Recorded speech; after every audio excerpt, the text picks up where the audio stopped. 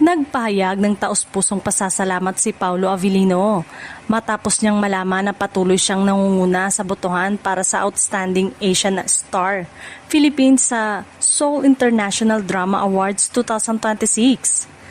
Malaking karangalan para sa aktor ang naturang nominasyon, lalo na't bunga ito ng walang sawang suporta ng kanyang mga tagahanga. Sa isang panayam, pabirong sinabi ni Paulo na tila mas determinado pa ang kanyang fans na maipadala siya sa Korea kaysa sa isang bagay. Kasabay nito, inamin niyang labis niyang na-appreciate sa oras, effort at dedikasyong ibigay ng kanyang supporters upang matulungan siyang manguna sa online voting. Malaki rin ang naging papel ng kanyang ka-love team na si Kim Chu na aktibong hinihikayat ang mga tagahanga na bumoto para kay Paulo. Maraming Kim Pao fans ang nagtulungan sa social media upang palakasin ang kampanya at masiguro ang patuloy na pangunguna ng aktor sa botohan.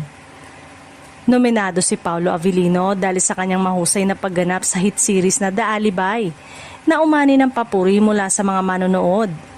Dahil dito ay marami ang naniniwalang karapat-dapat siyang kilalanin sa isang prestihiyosong international award-giving body. Patuloy pa rin bukas ang botohan para sa naturang kategorya sa pamamagitan ng Idol Champ App.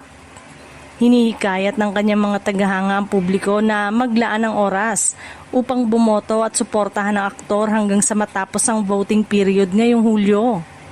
Samantala namang nananatiling nagpapakumbaba si Paulo Avellino sa gitna ng tagumpay at suportang natatanggap niya. Ano man ang maging resulta ng kompetisyon, sinabi niyang malaking panalo na para sa kanya ang pagmamahal at tiwalang ipinapakita ng kanyang mga tagahanga sa bawat proyekto at pagkikilalang kanyang natatanggap.